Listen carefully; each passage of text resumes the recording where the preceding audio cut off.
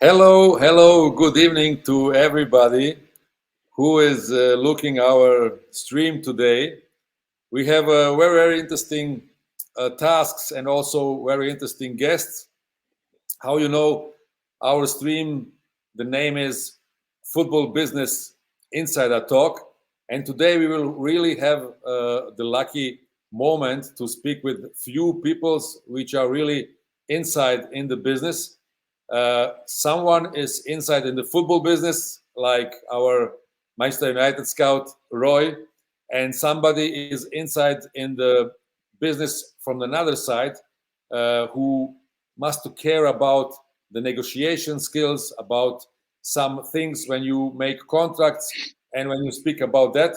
But yes, first of all, it's great to have my guest here from one of the biggest clubs on the world, from Manchester United, a good friend of mine. I think it's 15 years ago, Roy, when we meet each other. Yeah, Welcome, Roy Boykenkamp, our scout from Manchester United. yeah. Thanks, Misat. Yes, I'm happy to be here, and it's very interesting to have a talk about it, and hopefully all the students have something to learn on the talk we have. So yeah, happy to be here. Yeah, thank you, Roy. Now I mention it. I cannot remember how far away was our first meeting. I think it's something about 12, 13, 15 years. How much? Yeah, I think I can remember actually. It was just a friendly game somewhere in the Netherlands. I think it was a Romanian team who was having a training camp in Holland, and we were visiting on a small pitch. No fans on the stands, nothing. Yeah, Just a friendly game, and I think you were with Petrovic, the former player and coach. We yes. both know, and he introduced to each other. So yeah, so I think it's 15 years ago, Nizat. It's Yeah, different yeah. times. Yes, we will not speak about the years. You know, we are long term in this business. Yes, yes, I can Yeah, remember. I was with Petrovic. Yes, I think he was in this time by PSV Eindhoven, the assistant coach or something like that. yeah, And you work also on this time in Groningen. Is it yeah, correct?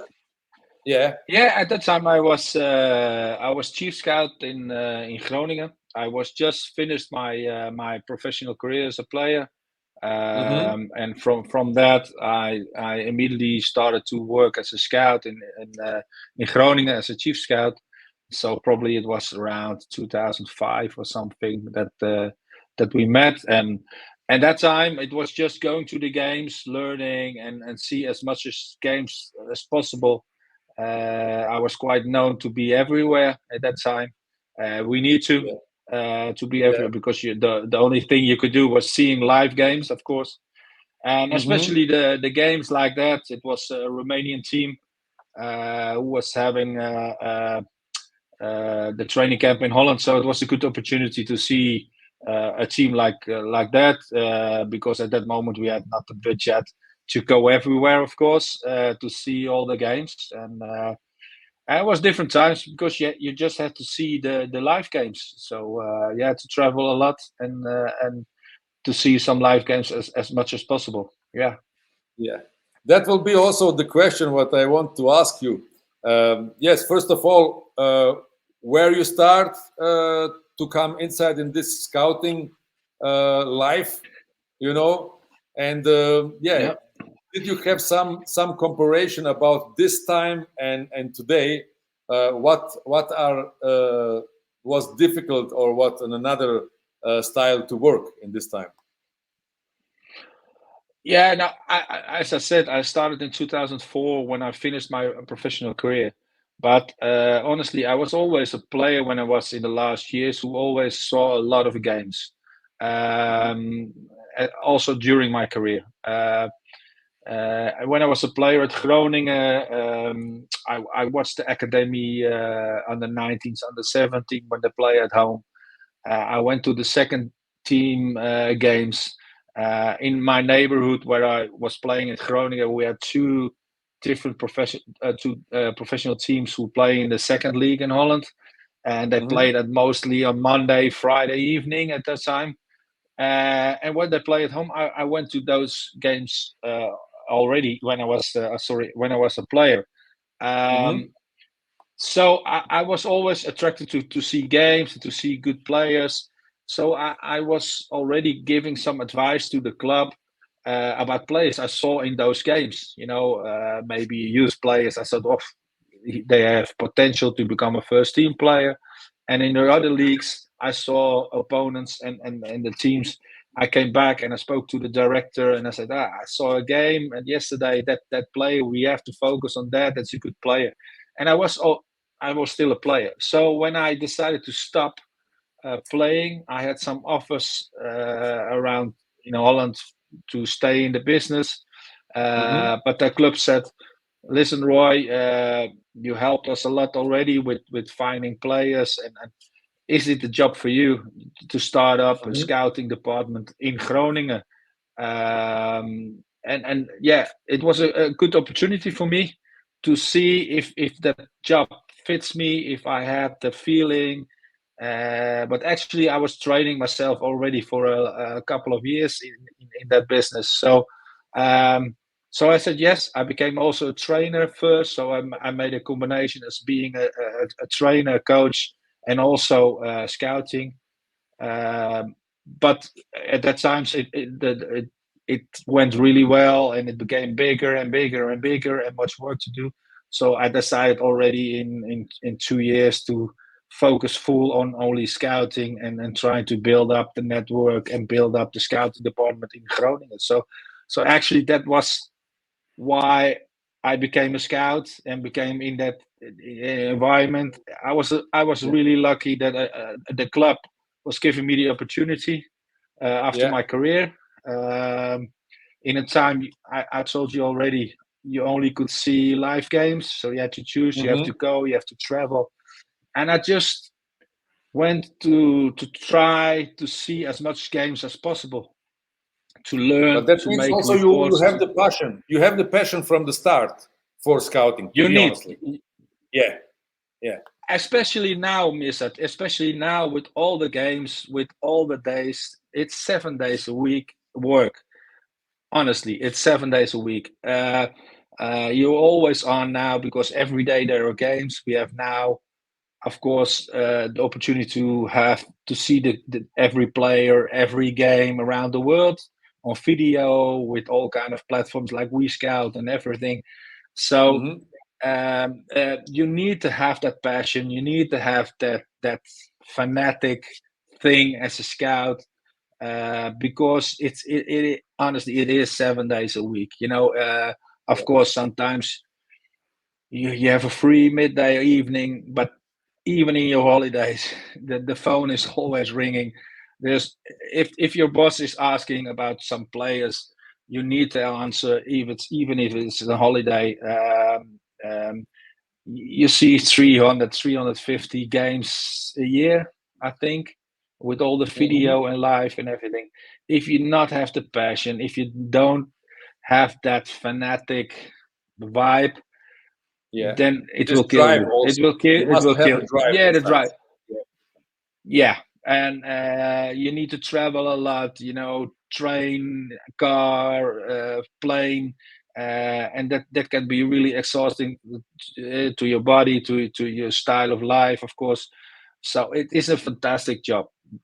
Believe me, it's one of the best jobs you can have, especially if you really a former player or interesting as a player.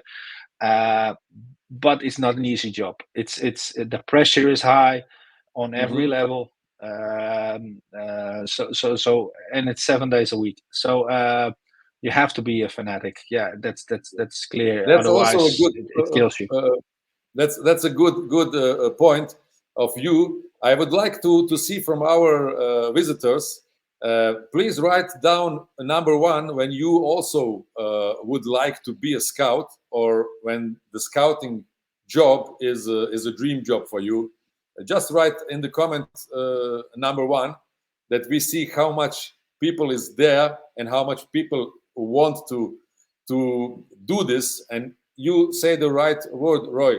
It's really a dream job, but it's also very, very, very how you can say, it's not, it's tough.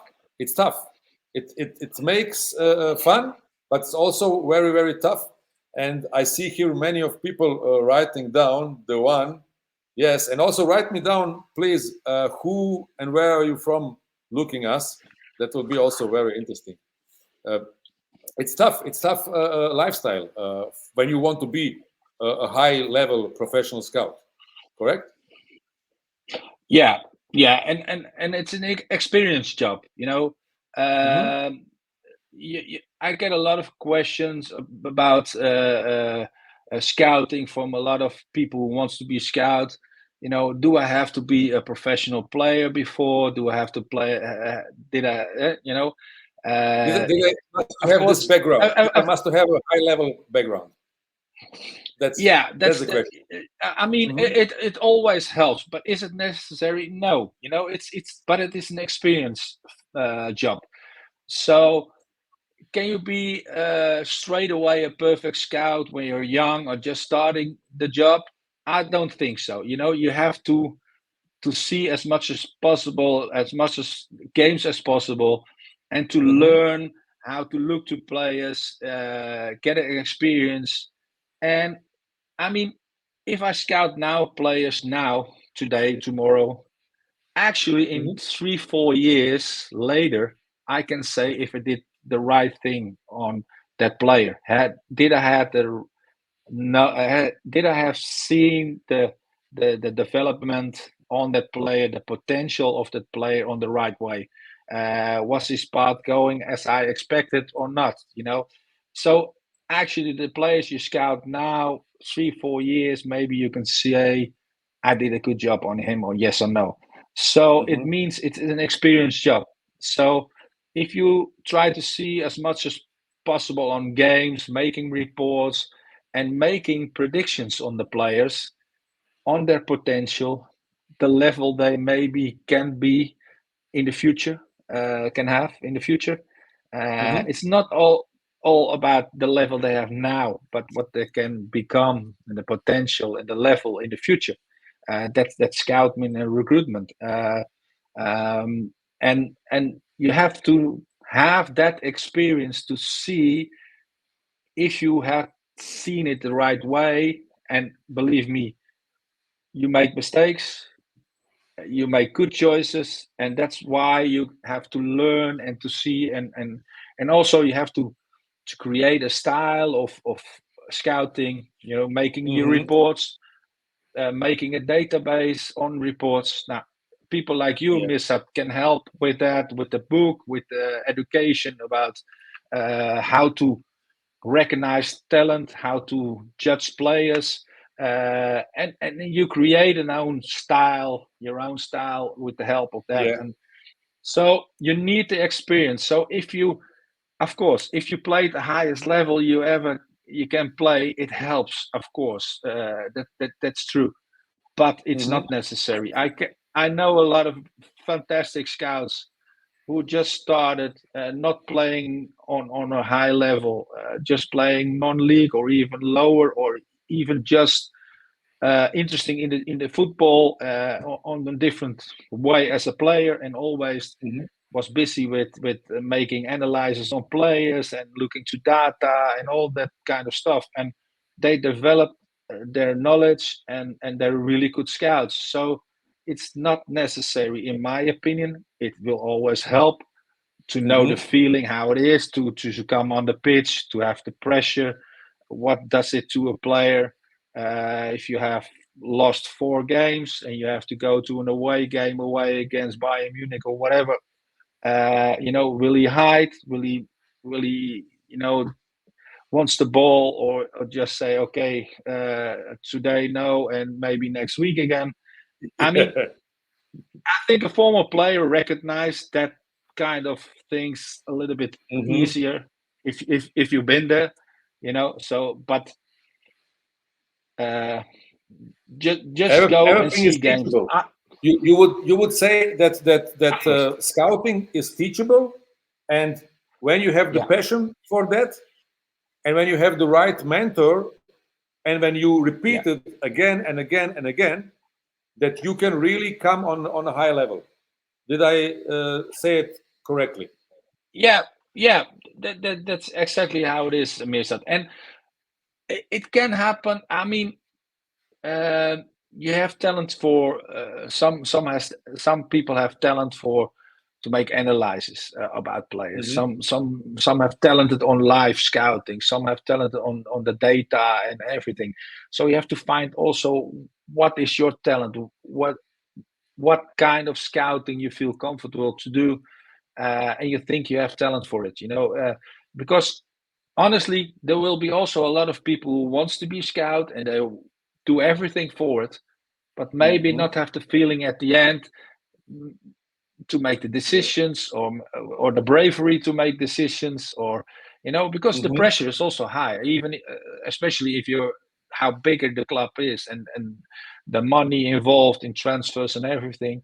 You also have to stand the pressure, and as we all know, a club like Man United, for example, the pressure is unbelievable high on everyone who's working there. I don't have to tell you now, for example, it's the pressure is of course high. So every transfer, every new recruited player, there is a player on pressure on the player, of course, but also on the scouting team, on the coaches, on the manager. So you also have to be aware that you can stand the pressure, and that's on every level. Because if you have a small budget as a club, on a small club, it's even more important to find the right players for that small money. You can't spend many millions on a bunch of players. So maybe you can have one or two transfers in. So it has to be the right ones if you just can spend small money. So if you make the wrong choice, the pressure on you is high, and so yeah, you have to develop your talent. You have to develop your view, the way of scouting, and you have to resist and be aware of the pressure. Yeah. Yes, and the background to generalize the question is not necessary, but it will be good that you have some structure, like we give in our SPA Academy fast starting scouting course. We give a structure, how to make the reports, how to learn the standards of evaluation of a player, and repeated more and more times. And when you come with some database, which we also have, and create your own database, I think it's much easier to make application in some club. Because when you come and say, look, I just see 100 games on the TV, and when you come and say, I have a database of 100 games, what I look, and I would like to work and to start in your club, do you see much more chances to come inside in this world of scouting? Yeah, of course. Creating your own database is really important if you start in the scouting. If you're not already work in a club, you want to work at a club, just start seeing games and make reports on players and create a database. Maybe you can send or reports to people in clubs where you already have contacts to show them what you're capable of.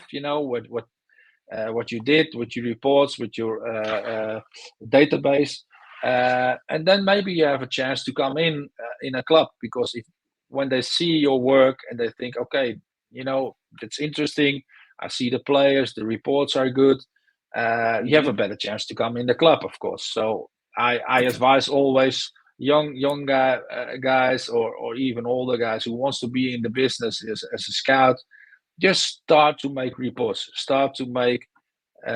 seeing as much as possible the games on television, live, any level, doesn't matter, youth, first team, and make a database and learn from yourself and learn how to see players and the development path of the players and see if you're making the right decision on the level of the potential of the players. And yeah, it helps yourself developing, and it helps for a future club, of course, if you can show a database or show the players you like, and especially for the level, the clubs where you're going to have a chat about scouting. I mean, it's not necessary if you go to a lower league club to talk about scouting and you come with Messi and Ronaldo, and yeah, so you have to be aware of the level of the club you visit or you want to join with a scouting job, so that you know about different levels and finding the right players on the right level, because that's really important. I always say when people wants to tip me, if it's agents or just people in the field or former players, and I don't know those people, then I always say, listen, you get one chance with me now. So if you propose a player now to me, it has to be at least fit in the level and the team. If you bring a player in and the level is so much down on the level you want to have a play, I mean, you always can have this discussion: is it a good one or a bad one? That's okay with me. But if the level is really that way down for the level, then you had one chance. You have one chance and you lost it. So beware that if you propose players to people in clubs that you're sure it's the right level, and then you can have the discussion: is the right player for that team? Is it the right player on that position? That's good. That's normal. And but that if you it's know really the player. Roy, what's also very Of course. important, what I tell my people, why to make this scouting reports? Why to look how they player play on the positions and how they have skills? You must to know your player, and I say you must at least to see your player 5 times live in every kind of games. You know, not just in the game when he play and perform great and make great things, assistance or scores. You also must to have the view and report of your player when he was not so good, when they lose, or when he was not in the best fitness. You know, and that's what I think is the most important thing when you receive some player that somebody recommends to you, that he can tell you, I see him at least 5-6 games, I know him at least a long period of time, and that they can say you not just his strong sides, also to say you his not so good sides. Then you, like a scout, would say this guy is a serious guy, and this guy I can start to do something with him. Is this correct? Yeah, totally. That's correct, Misat. Yeah, I always tell, I prefer players, you target players you've seen a lot. I even like more if they have a difficult game, if they have not that fantastic game. When a coach come or someone else see the player and say, he was poor today. I prefer those games. He was poor, because most of the time you can see more on a player when he's playing a poor game. But for me as a scout, it's not important if he plays a good or a poor game. It's about his abilities. It's about what he's doing with it. I mean, even you, Misat, and me as a player, we all had a game that everything was fine and everything works, and maybe you shoot on goal from 30 meters and score a goal. That's exceptional. That we all have had one of those games. So if you go as a scout and see one of those games from that player, you think, wow, what a player is that, and it's world class and everything. So you need to see the player on different circumstances: away game, home game. I mean, in some leagues, what is the difficult away game, the environment, the aggressiveness of fans directly on the stands, like in England or maybe in Croatia, Serbia. You have also those Yes. Balkan countries. It's really difficult to play at. So Yeah. go and watch the player in an away game in that environment. See how he's holding. Is he holding, or is he thinking, okay, maybe not today, next game? Hmm. So you need to see the player on different circumstances or different levels against good teams, lower teams, if possible, European games or national team games. Depends on the level, of course. So then you can make a complete picture of the player. If you see the player only on home games and he's always on the better side, you get a certain picture of the player. Can be maybe not the whole picture, because you need to see him in a difficult environment also.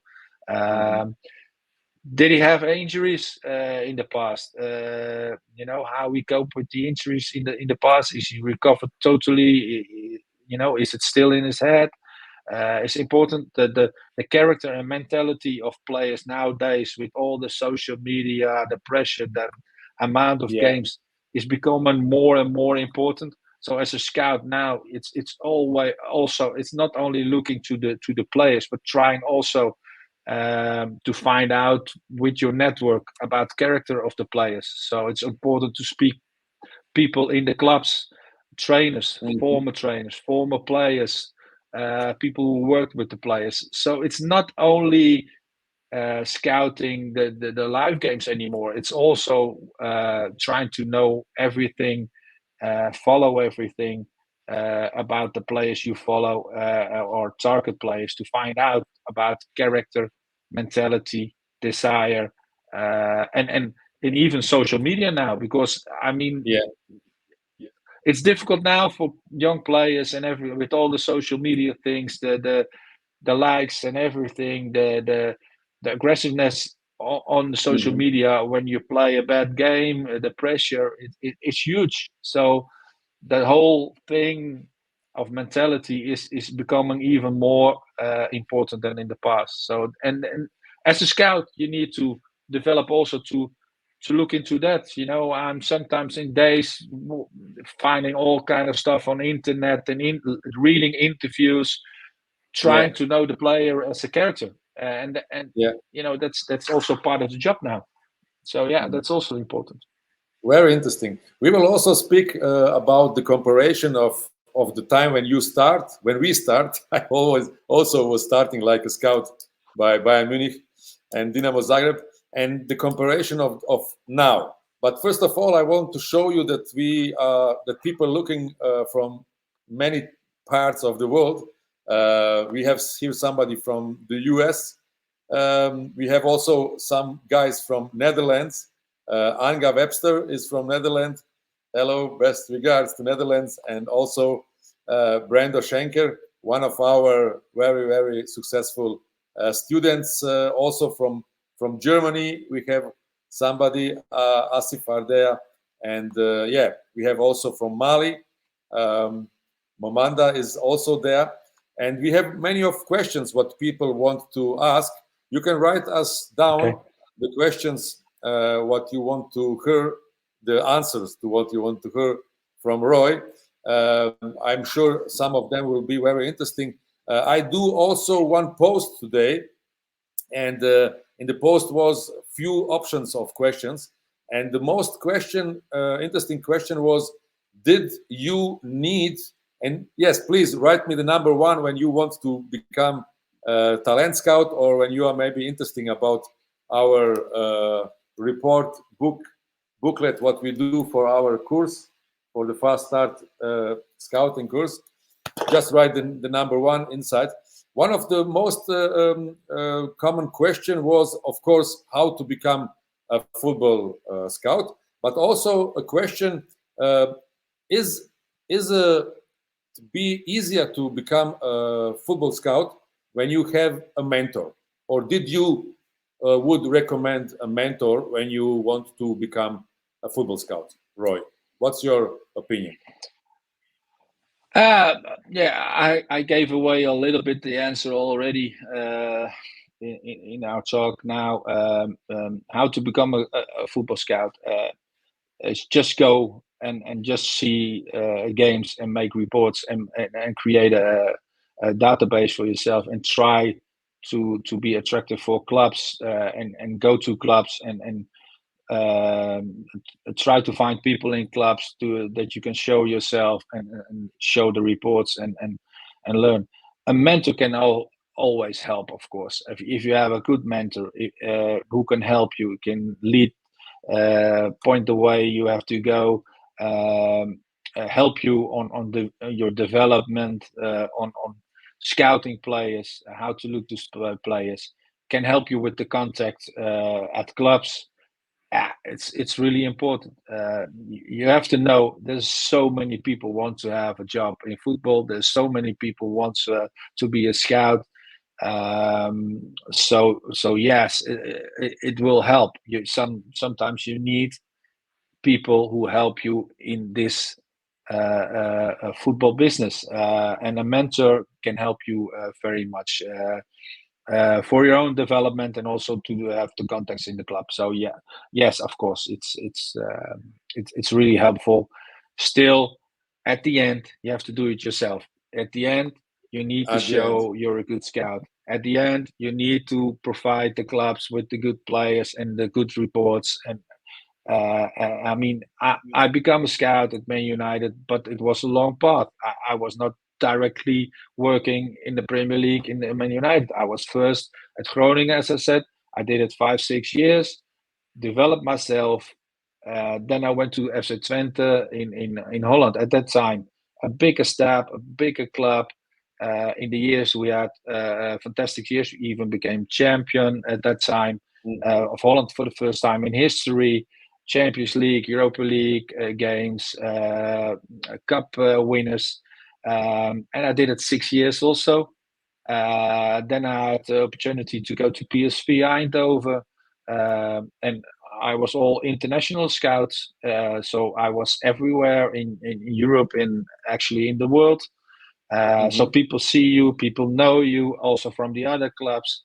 You see each other on big tournaments, on World Cups, European Cup games. So the inner circle of international scouts is not that big. There are a lot of scouts, but the international circle of international is not that big because all the clubs, the people who travel the whole year long is not that really that many. So people know each other. So when there is a chance to go to develop further to bigger clubs, people know you. So then Man United was searching for scouts 8 years ago, and they found me and they know me and then they asked me and have the talk and everything, and then I become a Man United scout. So, but it was now this is my 8th season, I think, at Man United already. But it took me 10, 11, 12 years to become a Premier League scout. So it's not so easy. That it's not going by day and night to be in that role. So and also honestly, you have to be lucky that you meet the right people on the right time, having a job for you. That's and at the end, if you have the job, you have to do it yourself again, and you have to perform and you have to deliver. Otherwise, there's so many others who will do the job for you. Come back to this thing, Roy.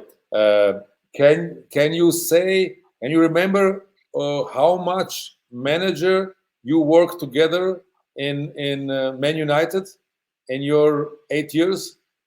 Who was inside in this 8 years? When I started at Man United, I started with Mourinho. Was there? Yeah. Mourinho, Solskjaer, Ten Hag, of course, now, and I forgot his name. Schmidt, David Moyes. Was it Schmidt?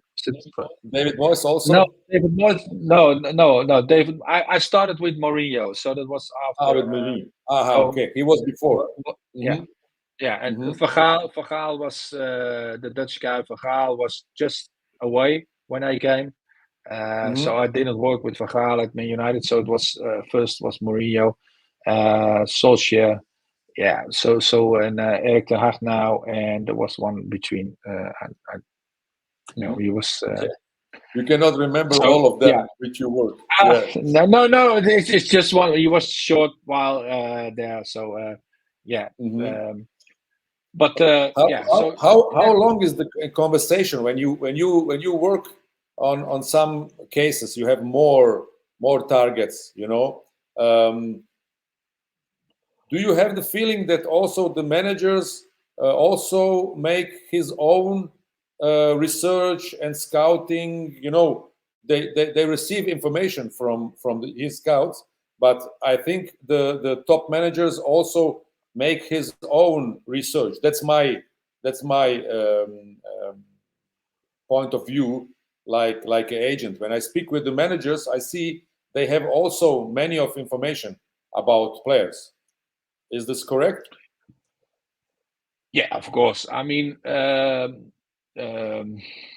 scouting department works hard to deliver players who, and then they have to be attractive to the manager, of course.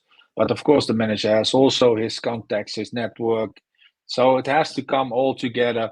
And finally, making decision makers in a club, and the manager has to make the decision which they believe is the perfect player on that position. It's slightly different, of course, with youth scouting, Hmm. recruitment first team. I think it's really two different parts of scouting. My role is more recruitment first team. So we need a Hmm. right fullback straight away for the first team. Find it. It's more recruitment. Scouting department is more the younger players to see the potential for maybe to become a first team player in the future. So there's two different things for scouting.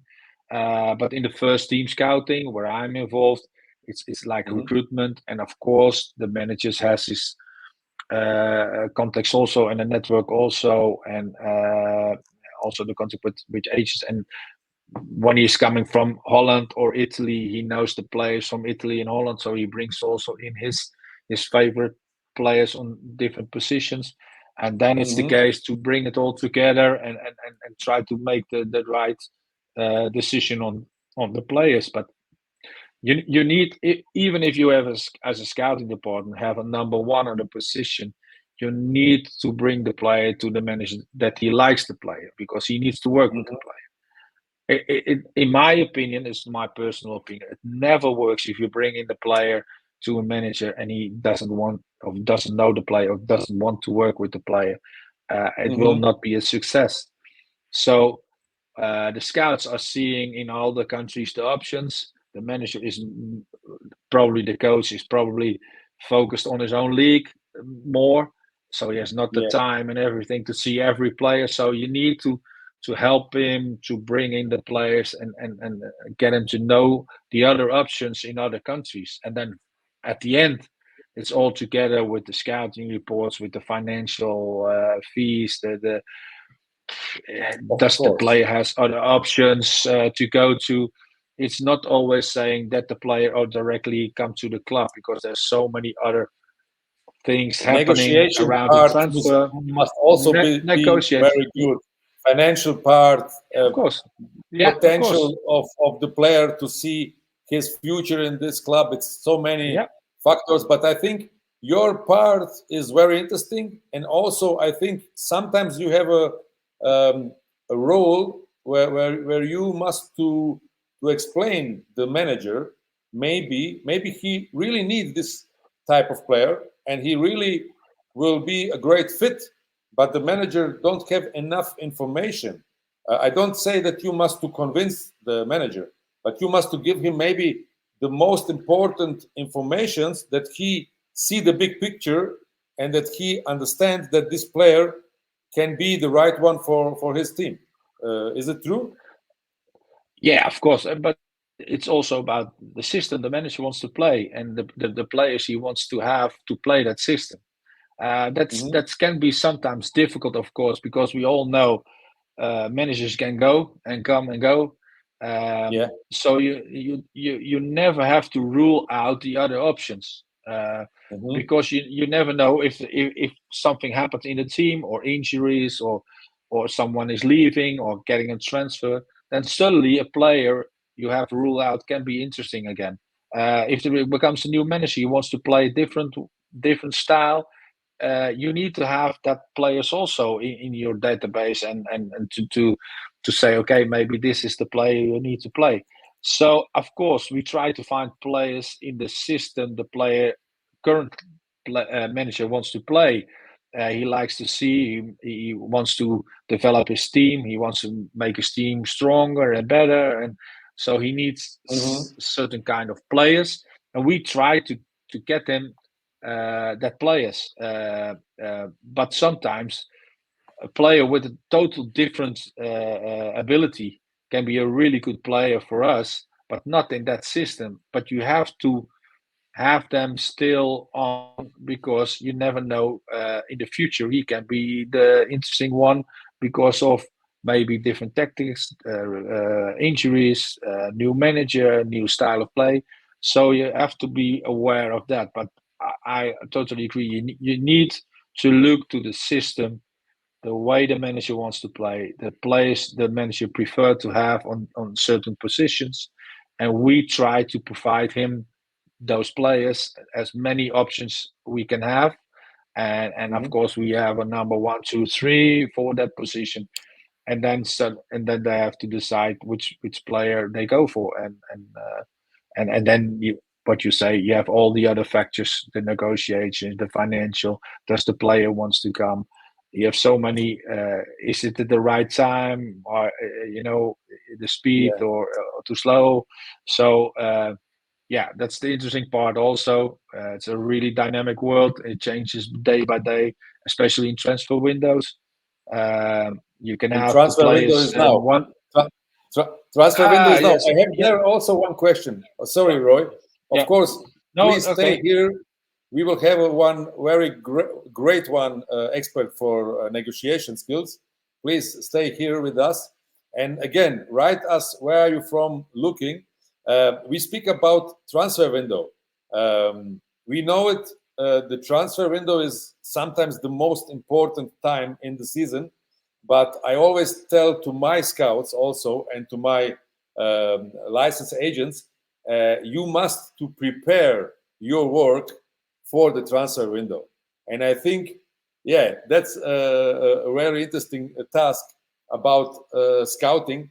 When you don't prepare it for the transfer window, then you are not the right scout. Is this true, Roy? Do you see it also on this way? Oh yeah. I mean, actually, the work in the transfer window for us is not that hectic, because we already are ready before the transfer window. So we work mostly half a year before, ahead for the transfer window coming up. So it's a hectic time for the negotiations, for the club, for the transfer, but for the scouting department, we have to be ready before the transfer window. So we always work half a year ahead a new transfer window. So actually, for us in the transfer window, it's not that hectic, because we are ready. We have to be ready. We have our positions covered. We have our options covered, if needed. But again, it's hectic because you can have 1, 2, 3 options for example, left fullback, but the other Mhm. clubs are also busy. So in one day, your 1, 2, 3 can be gone to other clubs. So you can start over again to find another 3 players on that position. Because I mean, we are not the only one there. We're not only the only one who sees good players. So there are many other clubs. So it's going day by day in transfer window. So sometimes you see all the players leaving, and making transfers who are on your list, on your top list, and you can start over again. So Yeah. yeah, that's what Always happens competition. The competition is always there. The competition is yeah, huge yeah. and always there. Yeah, great. And that's Uh, why it's always a 7 days work. It's always on. mhm, You have to be on every day. Yeah. I understand. Roy, it's really great to hear so many insider things from your side. How I mentioned, we have also very short in the next few minutes insider information about negotiation skills. Andreas Andy Schroeder will be with us. But for the end, I would like to have also one answer on a question. What is your message for new football scouts? What will you give them? Which step-for-step guidance or something? What you want to tell everybody who is here and who want to be a football scout? Roy. First of all, I think it's one of the best jobs to have in the football business. So if you have that feeling, just go for it. Take the opportunity to go for it, but have to know, as we said, you need to have the passion. You need to have the fanatic thing inside to want to know everything, to see the players, to develop yourself. Take the chance to take the help from people like Mirsad, but also from other scouts or whatever, if it's possible. Be open to learn, to develop, and get your database and your reports ready, and take your chance. Database and reports. Yeah, that's it. It's yeah, and develop yourself in your skills, and be ready for an opportunity. And again, it's a tough job. It's not an easy job. Everybody has to know that it's not a luxury job, as some people think. It's hard work, but it's probably the best job to have in the football business. It's a great joy, and of course, the you get the energy of the players you see when they develop the path you think they develop and become top players for your level or in the world or Europe. That's the energy you get every time if you succeed to find a player like that, and that has to be the goal every day, every year. So I wish everyone good luck in this, and just go for it. That's the thing I want to say. Thank you very much, Roy. It's really great to have you here, and also sometimes you will be our guest in our Fast Start scouting course. It's really great to also keep in touch so long years with you. We have sometimes brainstormings where everybody can learn something. Thank you again. I appreciate it that you are here. We have so many questions from our publicum. You know, we will give them the answer. I will write them the answer. You are also on LinkedIn. You can also look inside in this stream, and it was really great to have you here. And again, thank you for your time. I know that you work so many things from home, and you was yesterday also away in Germany, and you look games, many of them in the week. I cannot say how much I appreciate that you was with us here. Thank you very much. It was a pleasure, Mirsad, and till next time. Yeah, till next time. Now we will have also one guest who I speak about. Andreas Schroeder is here, absolutely expert for negotiation skills. I always say negotiation skills, but we learn in our SPA Academy course negotiation techniques. Maybe, Andreas, I don't say the right term. How you will say your knowledge about negotiation? Well, first of all, hello, Mirsad. Hi, Roy. Thank you very much. I really appreciate having me here. And before I start with the official part, Roy, happy belated birthday! As I've seen it right, it's just a few days ago. So there's always something to celebrate. Thanks, well, Andy. Happy birthday, Roy. Sorry, I don't know that Andy is also a headhunter scout. He have a past of a headhunter, and that's the reason he find it out. Okay, great. That's great. Perfect. Thanks, Andy. Well, it is a bit difficult to answer this question directly. Well, it's negotiation skills or techniques or just negotiations, because it's a question about rhetoric, and I don't want to pick some cherries and watch and let's discuss about some proper sayings about this. What is from my perspective more important, that there are a lot of links that Roy already told us in the last 15 minutes, that we can grab on, that are also important for the negotiation. Like you were talking about the structure that you need, the information that has to be gained way before you even think about signing a player or getting deeper with him about talking about a contract.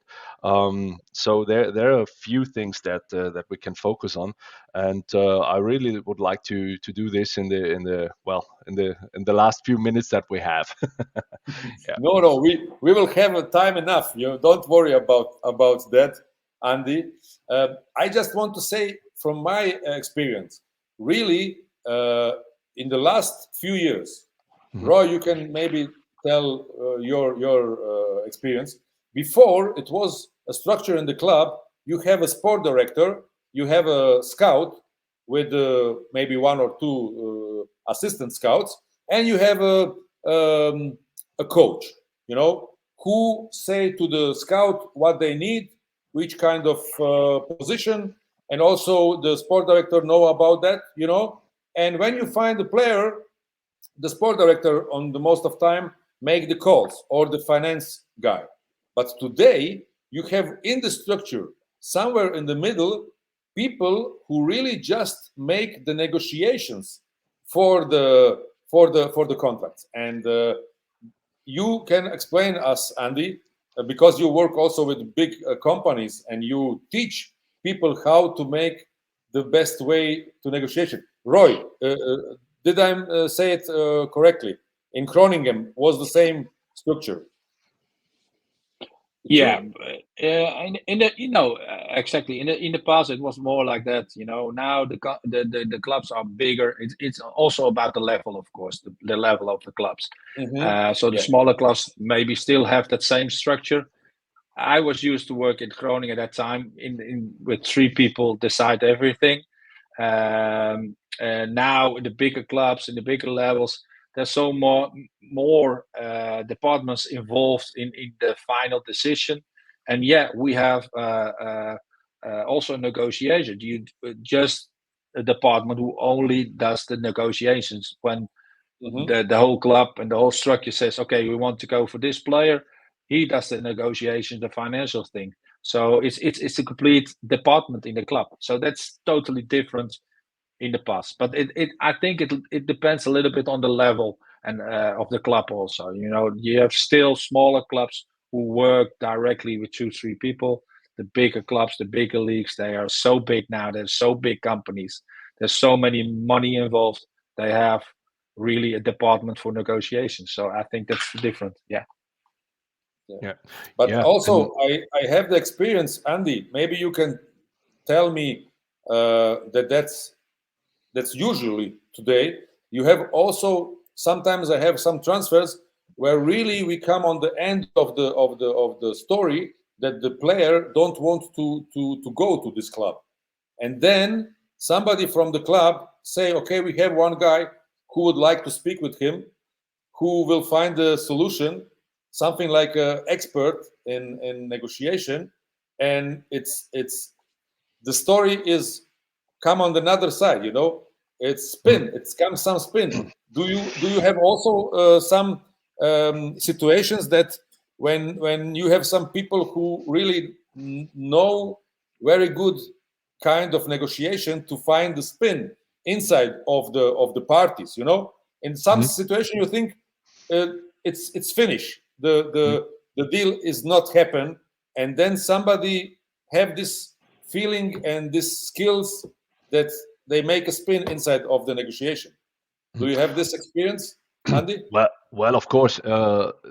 The major thing that we have to keep in our mind is that we are talking about people, about human beings which are not acting like computers or machines, even if they may look like machines, or they have the nickname machine, but they're not acting like these. So they are emotional driven, and this is nothing that is not bad, it is not good, but it's something that you have to keep in your mind. So in this situation, it is just a few, there are just a few things that may influence them directly, and if you're at this point, this is what Roy already told you a few minutes ago, that that their major work is done prior to the transfer window, and when it comes to the negotiations at the table, then it is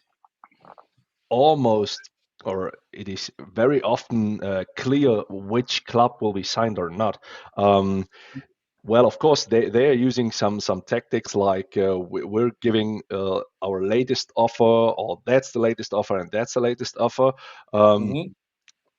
But it's also a question of trust, and this trust has to be built prior to the negotiation at the table, and you also need to know how much can you ask for, and how much will you provide on the club side for a player.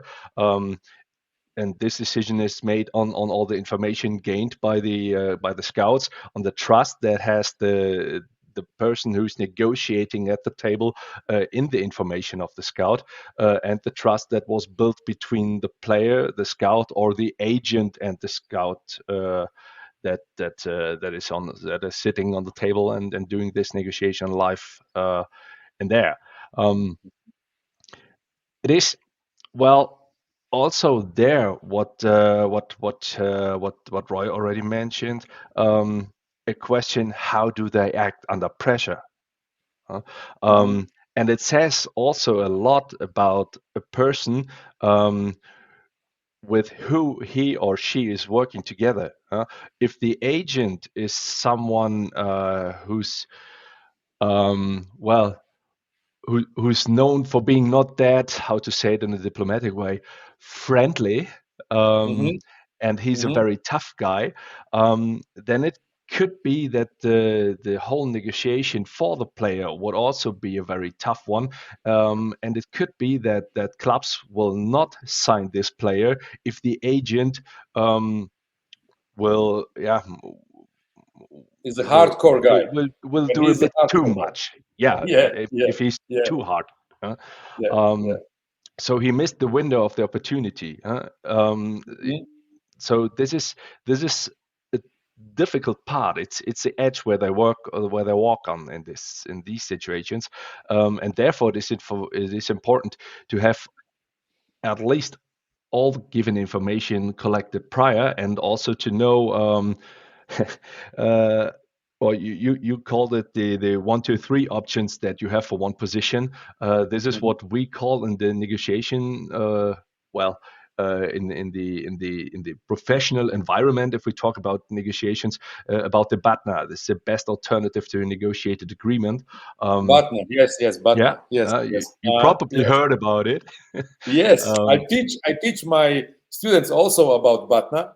Yes, I know what I was speaking about. Well, I have also one person when I speak about this 3 sides. Sorry that I now interrupt you. I come always to the transfer of Mino Raiola when Pogba is going to Man United. Everybody speak about that, why he receives so huge commission in this transfer. But I think he was the perfect person who knows all 3 parts. He knows Pogba, great.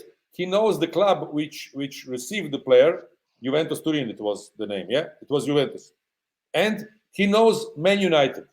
And I think nobody in this moment on the world would be able to make this transfer. And Mino Raiola, he make it because he knows all 3 sides. He was a great negotiator, and he find a solution to winning situation. And I think That's the big skill of every negotiation part to find a winning situation, not just to winning-losing situation. When in the negotiation is a winning-losing situation or losing-winning situation, this negotiation is not good. You must find the win-win situation. And I think Mino was in this transfer the right people who do this. I don't know, did you have a chance to work with Mino Raiola, Roy, or did you ever meet him? Yeah, I know. I think everyone knows Mino from the past. Of course, he was a big name in the ancient world. Of course, he was Italian but worked from Holland, so I knew the people who work with him, and the players. Of course, he did. So he was a strong character. Not always polite in the negotiations and everything, but he fights for his players. But I agree with you, Mirsad. I'm not a negotiator, so Andy can talk more about that. But from my experience, when you're on the table with people, you have to give everyone the feeling they won at the end. I mean, you have a lot of things to how you can do that, but I think that's what you also mean, Mirsad. If you bring on the table the feeling that everybody has won his thing to make it a deal, then it's succeeded. If you make the deal and one of those guys is thinking, this was not my deal, or I have not a good feeling about it, or whatever, it comes back to you in the next negotiations or in the next time you have to talk with the guys. So the best thing and the most chance to succeed in negotiating, in my feeling, is to have, when you talk with three parties, all three parties at the end, when you sign the deal, has the feeling we made a good deal, and that's I think really important. Yeah, That's the point. I do I do completely underline this. This is completely true. You need to build up trust, and you need to be trusted. Well, I learned there's one person who influenced me a lot. His name is Gary Nosner. He's a former FBI agent. Maybe you can also watch him on Netflix, because there's a series about him. And he told us that even the hostage takers, the people and also terrorists that he dealt with, what he did was he built a trust. And well, of course, they all knew creating a win-win situation in such a negotiation may be difficult. But sometimes you feel like a hostage at the table, what is also a very good book that I can recommend. But it is important that if you feel like this, you need to bring back what do you say, the sense of mankind into this negotiation, and don't see the other side as opponent. See them more or less as a friend. You need these people to get there where you want to sign a contract with them. You need to work together with them. As Roy already told, the inner circle is not that big.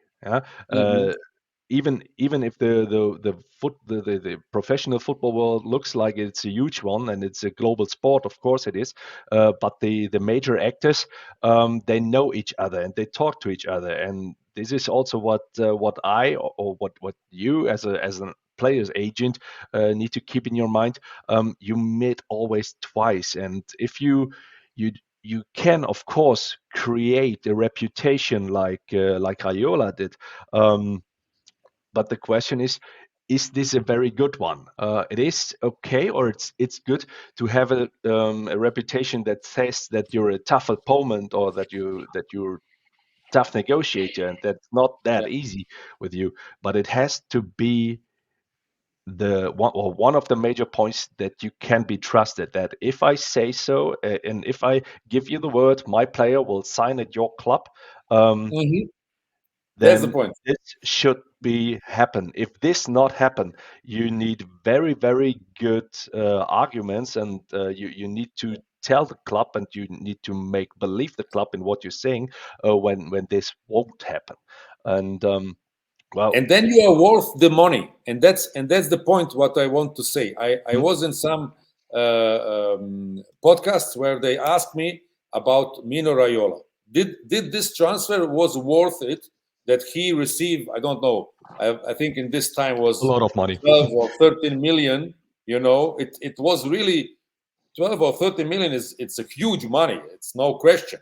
But I always say he was worth this money because he bring two big clubs, one of the biggest clubs on the world, Juventus Turin and Man United, together to find a number which both was happy with, you know, because I'm sure not just Manchester United want Pogba in this situation, also Real Madrid, Barcelona, and many of another clubs. And on the other side, he bring the amount which Juventus was happy with, and he worked with a very very difficult client, and that's the reason why I always say, for me, Mino Raiola was really one of the best agents of all the time because he was always working with difficult clients. He worked with Zlatan Ibrahimovic also, and that in his time when Zlatan was down, Zlatan was out of all games, you know, and he worked with him to come with him back to bring him like one of the biggest star, and he make one of the biggest transfers also with Zlatan. Everybody can search this. And okay, where is the problem when Manchester United want to pay him a commission of 5 million to bring him Pogba for this price? Where is the problem when Juventus Turin give him 5 million because they are happy when they receive another amount of price? And on the end of the story, when the player is also happy with his salary and give him few millions. I have so many situations where people who are not inside, and that's great that we speak now inside talk, don't understand that. I think I say everything from the correct way of view. Or Andreas, Andy? Yes, of course. And there comes we're staying still in the circle in this case, right? If you have all the information, or if you collected a lot of information, and this includes in these cases, you need to know where this player fits into. You need to know where this player wants to, well, where he wants to sign, where he sees himself, in which club, in which city, in which area, wherever. Um, if you have also the information from the other side, if I see it right, there's a question coming. Do I need to understand their situation? Um, Yes, that's yes, the of question from Brando. Yes. yeah. Do you need? So yes, of course you should do, because this is information that is important. It is like the, yeah, I say it from my point of view. Of course, it's a negotiation that you are doing, Roy, with your first club managers, when you talk to them about players that you've scouted, because um, you need to figure out what is their motivation, what do they want to play for systems. You were saying something like um, not every manager is playing the same system, and they can switch the systems, and we all know it from the matches that we've seen, that not every player is acting the same way in the same club if the system changes or switches. And to get back on this, you collect information, and all the information that you can collect on the legal way. This is important. From the other side, they are also important, because what you can do is, and this is I'm guessing what Raiola did. He told Juve on the one hand and Man U on the other hand, what are their benefits of this deal? How do they benefit? So the major question that has to be answered in every negotiation is the other side is asking him or herself, what's in it for me? And if you can give them an answer that they love to hear, then and this needs to come true what you tell them, of course. Then the way to close the deal would be very not very easy, but it will be easier than may be expected. And well, and these information should be collected prior to the negotiation at the table. And when you're at the table, you just can walk through them like on a checklist, and verify if you're right, if this is what they need. By repeating, paraphrasing it. This is when also I read a question about emotional intelligence. So what more bring it into the direction of empathy. So if I gain the trust that they will listen to me, that they get that I understand what they were talking about, and that I'm also interested in their motivation, in their needs, then it will be easier to make this deal together with the club, the player, or to figure out what's the best solution for all of us. And in this case, if we figure out what's the best solution for all of us, it doesn't matter if it is a negotiation between the player and the club, between the club and an agent, or between a scout and a head coach, or something like this. Yes, thank you for the explanation. Thank you for the explanation, Andy. How was your path to this point where you're coming now with this negotiation skills? Can you tell us a few things about yourself? Well, a bit in the past, yeah, of course. I've had a lot of international influence during my time in the German Air Force. I was directly working in a flying squadron on the NATO airbase. And from there, I was more or less substituted into the German embassy in Paris. So I served 4 years in a diplomatic area with a lot of, we call it under the table negotiations. We were not the ones who were on the pictures, and we were also not the ones who were doing the major deals. When you talk about you need to know that there's a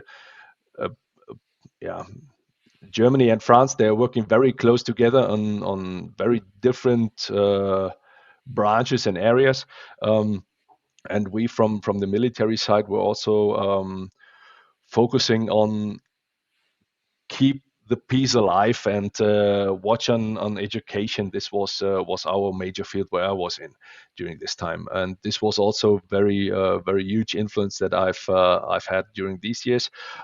After this, I've been to Zurich. I worked together with Matthias Schranner, and he's one of the probably one of the most famous actors in Europe, at least, because he's doing a very good job and making negotiations visible for a good amount of people. Let's say it in this. And after this, I've had a short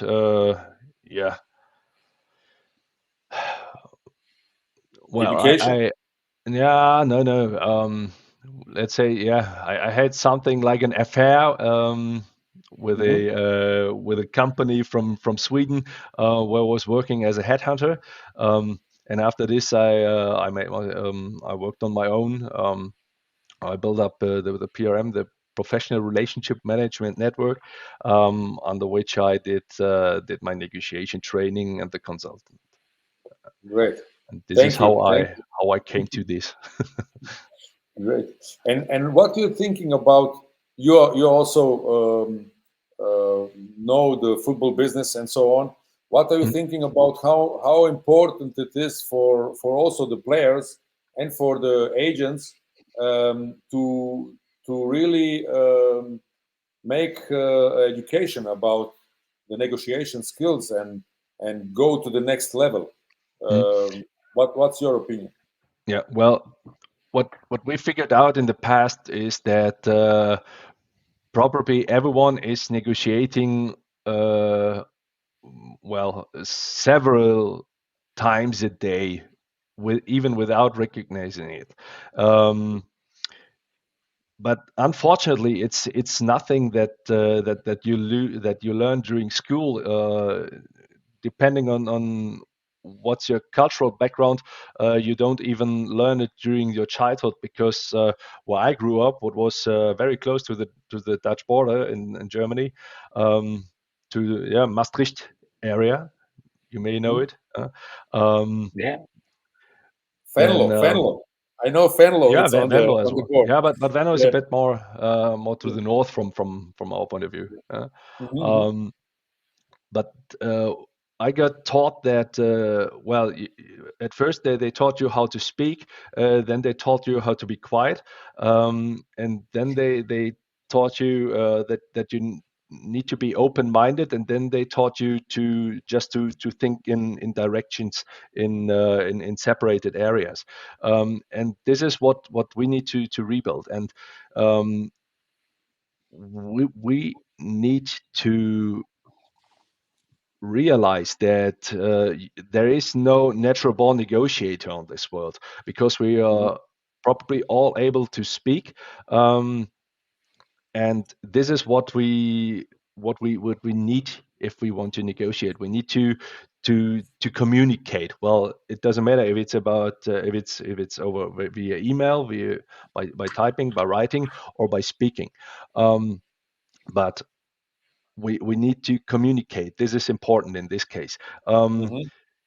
You need, and your performance will increase if you know how to use several techniques, and if you know what to do when.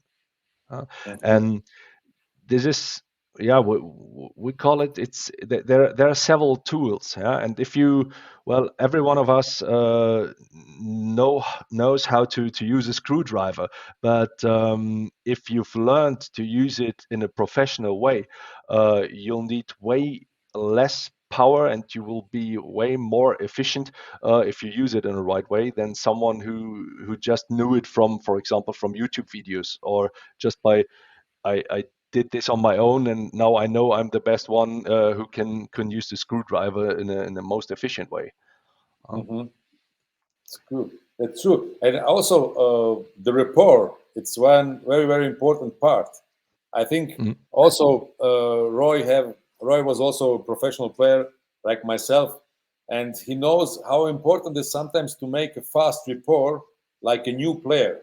You can imagine you play with many of good players. I also, but they sometimes come in some good players in our club, and they are really on the pitch great. But when they come in the cabin, in the dressing room, they don't find the rapport to another players, and after 2, 3, or 5 months, they go away from the club because they don't find his form, they don't find his place in the team, and I think that's also something connected with the skills of negotiation, and to find yourself in a community, in a team, with this first rapport. The guy is maybe great, but they don't connect with another guys in the team. Do you have also this experience, Andy? Find the rapport. I think it's very important. Yeah, the rapport itself, it is important. If after those almost 90 minutes that we've spent so far here, if there's one thing that is important, or that one takeaway that you can have from my side, then is that rapport is one of the most important things for your negotiation success. Mhm.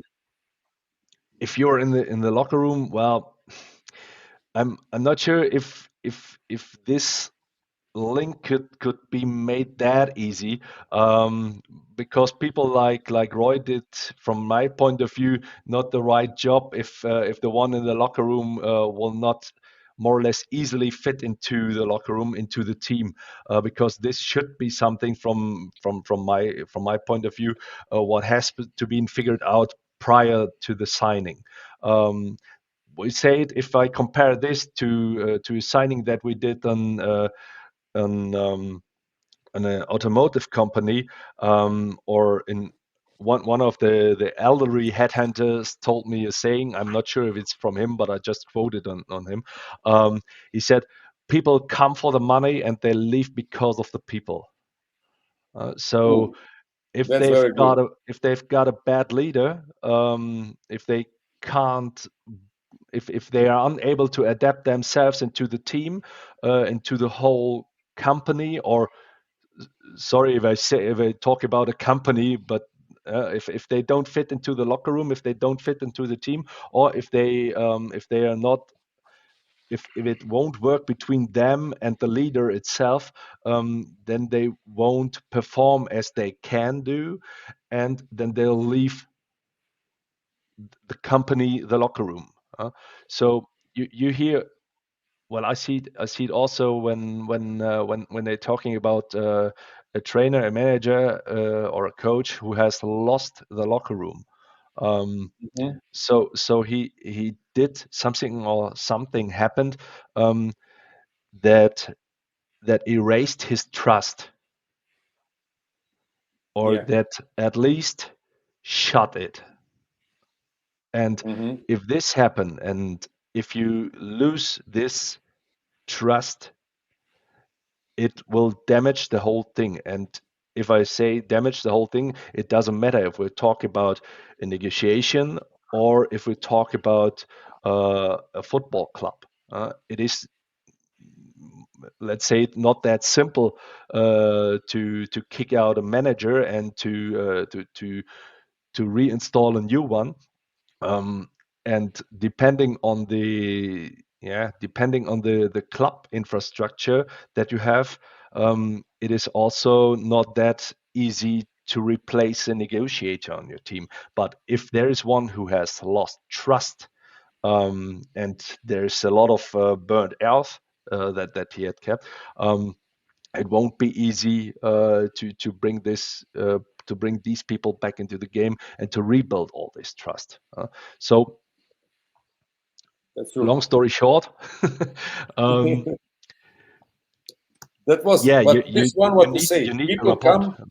Yeah, the report is important. But what you say, just to close this task, people come sometimes because of the money, but most of time they go because of another people. That's really true. That's really true. It's many of very interesting tasks here. What we hear from Andy.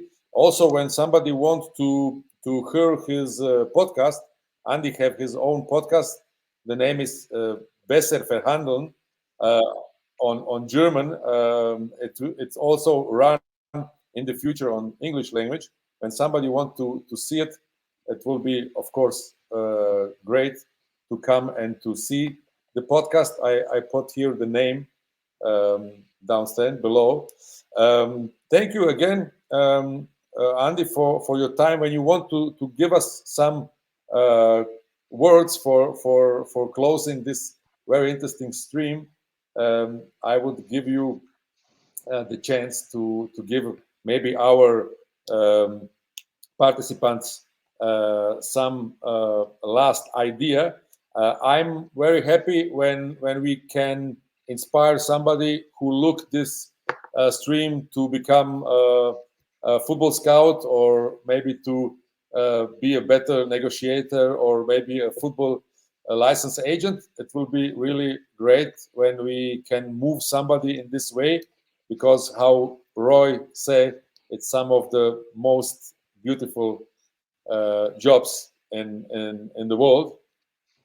And Roy, when you also want to give some words for the end, and after that, Andy, I would appreciate it. Do you join the stream? What was your feeling about that?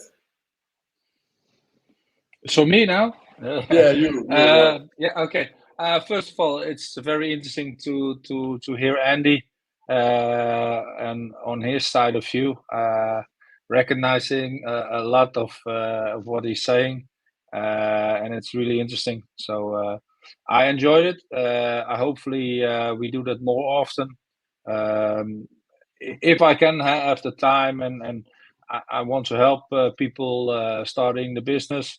So you always can ask things on LinkedIn or whatever for the students or even Andy. I don't think you want to ask me too much because you're an expert. But I mean, I'm open for it. You know, I'm always ready to help and to have some info to people who wants to develop. If I have time, of course, and so maybe it's good if you send me a message on LinkedIn or whatever. Just mention you were attending this Spa Academy live stream, because then I know and I can make a little bit exceptions on the request I have.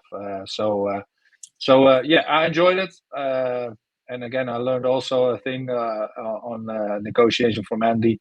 So I hope there will be a next time soon. Thank you. Yeah. Great. Thank you very much, Roy. Also for the option to everybody who is in the Spa Academy and in this stream to have maybe some feedback from you when they have some questions. Andy, what would you say on the end about the stream and about some things what you want to give us on the end of the stream? Yeah. Yeah. First of all, thank you all for your time and thank you for having me here. It's a great pleasure to be a part of this round, and it's an honor. It's very an honor for me. I very feel it's a very important for me as well.